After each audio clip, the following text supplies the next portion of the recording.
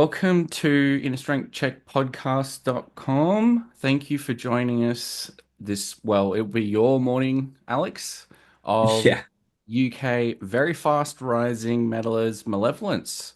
How's things going over there, mate? all good, mate. All good. The sun is shining in Sheffield, and there's no better place to be when the sun's shining. So, yeah, all good. Very busy, as you can imagine. So, yeah, excited to be here. Thank you for having me. Not my pleasure, my pleasure. And the interesting thing is, I just spoke with Bleed from Within and Benediction, and they both had sunny weather. So I think our two nations have swapped weather this week. So, You know but what? We, it's we were we were due a little bit of sun over here in the I'll UK. bet. It's been a long winter. Yeah, yeah. And you're coming out of winter and you're coming into quite a lot of things happening with you've had your recent single that has been released, which has an interesting cameo, I think, if people haven't already seen it. And yeah, you guys have just been on just such an upshot trajectory. Things have really kind of accelerated for you guys fast. So what's the atmosphere? What's the to use a weather metaphor again? What's the kind of the atmosphere of the band at the moment? How are you guys feeling about everything? I think to start well, so we got back from a US tour with our friends in Counterparts last week. And so this week, the last 7 days is kind of just us having a little bit of downtime, Yeah. seeing friends, family, stuff like that. Our drummer Charlie, he got married yesterday. Oh wow, Um, congrats, Charlie. yeah, yeah. So yeah, it's kind of been a bit of downtime, bit of home life. Mm, But generally speaking, we're just very busy, getting everything with the album ready. So we actually recorded the album a year ago this month. mm, So everything in the last 12 months has kind of been leading up to these next few months that we're in now. mm. Um, so we're enjoying home life, but we're also, we know that we've got things to do and like things to be working on. Yeah. And generally, we're just very excited. The reaction to the first two singles has been amazing. Mm, And like the feedback's been really positive, which is, really nice to hear after, when you wait quite a while to release your music and then you finally put it out, yeah. you're always a bit apprehensive about how it's going to go down, but yeah, the reaction's been great. Really excited and just excited to put more out now and get the album out June 20th. It's gonna be great. Mm. Do you feel, I guess, I'm imagining that you'd be feeling a mix of apprehension but also impatience because you've been waiting for it to release for quite a while, yeah? Yeah, definitely. I mean, like the you've always got to have an element of patience, I guess, 'cause with this being not our first album, we're kind of Mm. used to the process almost. Yeah.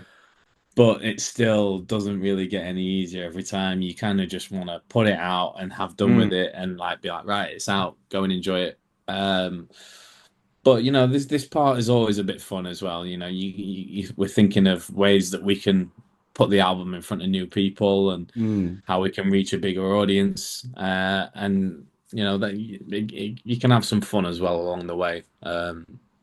So yeah, yeah, you've got to have a bit of patience, unfortunately. It's the Mm. name of the game. Mm. And I think that patience is paying off for you guys because, as mentioned, like you've just come back off the back of a tour with Counterparts. How did that go, by the way? It was good. It was definitely like a venture into a new crowd for us. Mm. I feel like there were a lot of shows where people didn't know who we were, which was great for us. It's an Mm. opportunity to play to a new audience that hasn't heard of us before and potentially pick up new fans. And yeah, there were some really cool shows on that tour. Like New York it was the first time we played New York City. Mm. That was sick. Crazy show. Playing in like places like Detroit, there are a few places like big cities where excuse me, that we've never played before. Mm. So like having the opportunity to play in front of those crowds was sick. And we get along well with the counterparts lads. Pain of Truth who are also on the bill. Mm, We've toured with them before. They're some of our favorite people to tour with. We all get along really well. And Foreign Hands, who were also on the bill, who that was our first time kind of meeting those lads, but they were a bunch of legends as well. So, it was a fun tour, good yeah. vibes, and yeah, we went over there to hopefully play to a new crowd, and I feel like we did that. Mm. Speaking of playing to new crowds, like even when you guys have toured here, so for instance, I live near Geelong in regional Vic, and you've done a run of shows in regional Australia too. Seems like you guys are pretty busy. You've got the hardcore band spirit with gigging, I think, because I noticed that you guys have played a mix of, say, for instance, you guys have played Bloodstock, and for starters, you're on an early afternoon bill. And you've been kind of climbing the ranks over time, but I've noticed that like when you guys have toured here, so for instance, you did Knotfest in 2023. You did a more recent tour that you'd done a lot of regional shows as well, which is great. Yeah, yeah, and Australia is one of our favorite places to play in the whole world. Every time we come there, we have a great time. The sun obviously helps, the great weather, Yeah, but just the I guess like the culture of Australia is just to make everybody feel welcome. Every time we come there, everyone's everyone's very friendly. I feel like mm, Australia and England have a lot in common. yeah, The UK absolutely. have a lot in common. We're kind of cut from the same cloth, so I feel like our humor and our banter kind of get Yeah, goes both ways. We understand each other a lot. Um, and yeah, we're just every time we come there, it's just a good time. So I'm looking forward to coming back at the end of this month, and looking forward to doing some headline shows as well. It's the first mm, time we've headlined over there, mm, and the pre-sale tickets are selling really well. So mm. yeah, I'm looking forward to it. It's definitely going to be a highlight of the year for sure. And have you played with Alpha Wolf before in the past? Because I know that I think they're supporting as well, Alpha Wolf, and I don't have off the top of me who's playing every show, but I believe Yeah, you've so got some. Mm, we've done. I'm not sure if we've ever played a show with them. I know that like we've crossed paths with them a couple of times. yeah.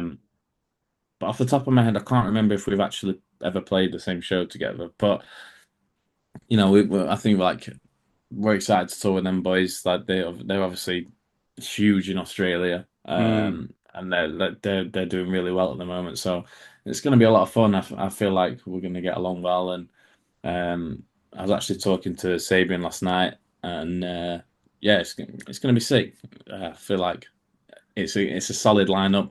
yeah. Like playing in places as well in Australia that we've never been before, like the more rural places, the places Mm, that I'm hearing don't get shows that often. So mm. it's gonna be interesting. Yeah, fantastic. So there's just been so much going on for you guys. I mean, we could do an hour interview, and you still wouldn't be through your recent task list. You know what I mean? So, Yeah. yeah, how's it felt for you as a vocalist in particular? From a vocalist perspective, being able to deliver like the material from where only the truth is spoken, because I know you've spoken in the past about how that has a lot of personal resonance with the lyrical themes. How's it felt to get up and actually get though like this new round of lyrics out specifically in the current form? I mean, it's great, man. I love the new songs. I feel like they're some of my favorite songs that I've written lyrically. Mm, mm, I feel like it's a really we've worked hard on the lyrics on this album as a mm, collective.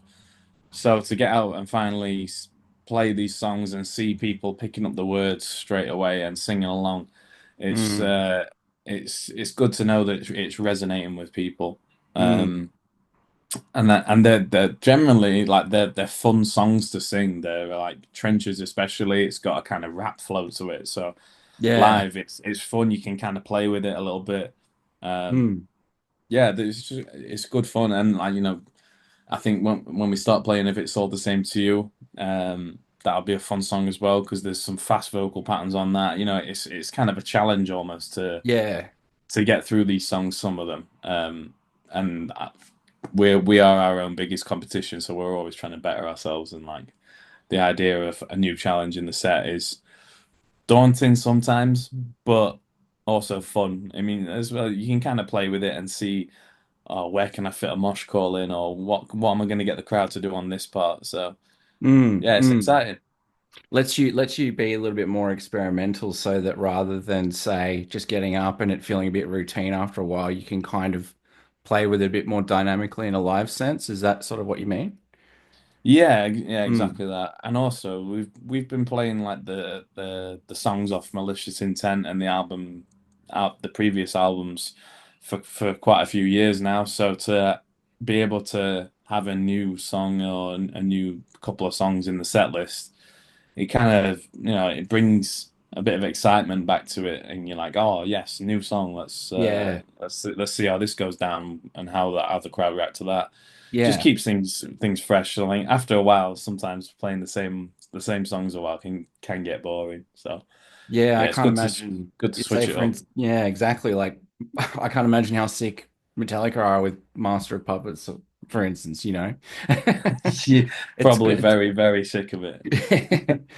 So, with regards to the album itself, I'm not sure if people are aware of this, but you recorded it on the Nave 808 console at Dave Grohl's Studio 606.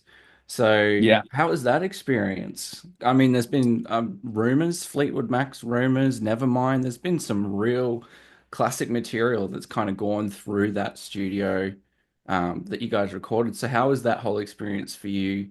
Being in Dave Grohl's kind of iconic studio environment for this album. It was sick. It was absolutely sick. So we actually did all the drums for the album at, at Dave Grohl's studio, and yeah, the desk that we recorded on, Fleetwood Mac recorded on it, Nirvana recorded on it. Some legendary artists have all made music on that desk, so which is pretty sick. Mm, Um, when we were in the studio, like on the side of the actual desk itself, there's like Fleetwood Mac have signed it, and there's like a bunch of artists that over the years, wow. like legendary names that have signed it. So it's kind of surreal, being in that environment.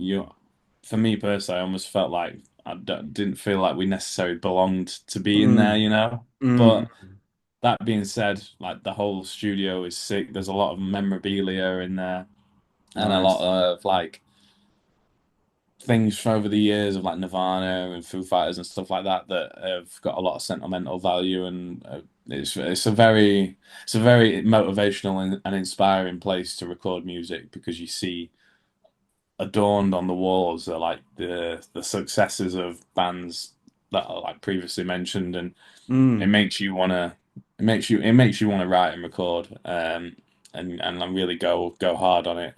So yeah, mm, it was a really nice environment. Also, being out in California, the sun shining, it's beautiful weather, and yeah, it was just a really good vibe. We didn't have a lot of time there, so Charlie, our drummer, really he smashed out all the drums for the whole mm. album in like under a week, which is Wow. crazy. Yeah, it was like finish one song straight in with another. Damn. So yeah, it was. I mean, it was a graft for him, but for the rest of the lads, it was pretty cool just to be able to sit back and hang out in that legendary spot. Mm, mm. Props to him for getting getting through it that quickly. Mm. Um, Yeah, so it's just I'm kind of just sitting here thinking like, you guys have been on a really sort of it's been almost a meteoric rise. Like I'd heard you guys around I think your first album and it was sort of popping up on the radar. And with your last LP, that's when I feel like in the Australian media landscape, that's when you guys really kind of accelerated. You had a lot more sort of presence shows, that kind of thing. How has it felt like the last, because it's been particularly, I think, post-lockdown, really, where we've really seen your guys' like trajectory, at least over here, and maybe also the US, I could be wrong, taking off. How's it felt to sort of to be on this track? It seems like it's picking up quite quickly, you know what I mean? Yeah, I feel like ever since the lockdown, it was kind of we going back, we released an EP during lockdown, the other side EP, Mm, and when we came back after lockdown, we played the download pilot, which was like the test event for Europe to see if we could open up and start having large scale events again. mm, So it was like all eyes on that event really, and we didn't really appreciate until we stepped out on that stage at that event how much the band had grown since or during the lockdown.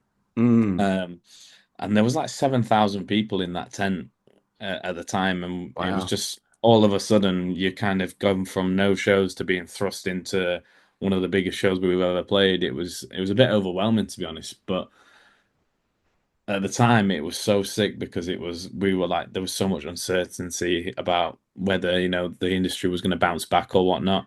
Mm, And yeah, I feel like because of that event, the band kind of got into well just we started picking up some momentum, and just from then it just seems to have been slowly on the increase. And mm.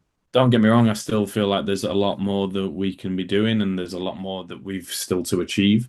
Yeah. But I definitely like that was a point where we noticed like, okay, this is gone up a level for sure.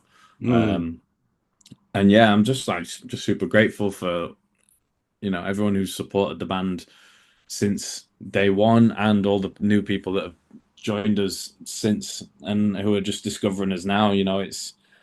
We I'm getting to live out my childhood dream of being in a band touring the world, and that's all I've ever really wanted to do. So um, it's sick. I'm having a good time right now. And occasionally I feel like sometimes we can take it for granted. If you're like towards the back end of a tour and you're tired and you're wearing down, and uh, it can be hard sometimes to take a minute to reflect on how far you've come. And I find myself having to check myself every now and again and yeah. just remind myself that it wasn't that long ago that we didn't have any of this. We didn't have no shows. Everybody was stuck at home. So I think Mm. it's good to take a minute and reflect on how far we've come since then. So I think I've got a couple more questions before we wrap up. And around those reflections, I think first and foremost, so you mentioned that taking some time to reflect where you've come from, where you've been to. And I think it's easy for people to say, oh, such and such, oh, they're new kids on the block, blah, blah, blah, blah, blah. But what they might not necessarily be seeing is a whole hell of a lot of grind. And even with the touring circuit, that sort of thing. I think you guys, as even in the UK, you guys have a reputation for doing like a lot of shows and getting stuck in prior to this, like, I guess we can call it, breakthrough or whatever you would like to call it. Um, for you, in terms of that childhood dream, though, what sort of particular idols or influences, who I guess kind of informs and inspires your craft as a vocalist? Is there any sort of any particular genres or people in particular, or it's a bit more of a mixed bag? How's that look for you? Um, I guess in terms of like heavy metal inspirations, I've been looking towards bands like Lamb of God, Hatebreed, them kind of household names that have like I've watched and grown up Mm, grown up listening to. Um, like Jasta with his lyrical delivery, Randy with his stage presence, his ability to mm, get a crowd going.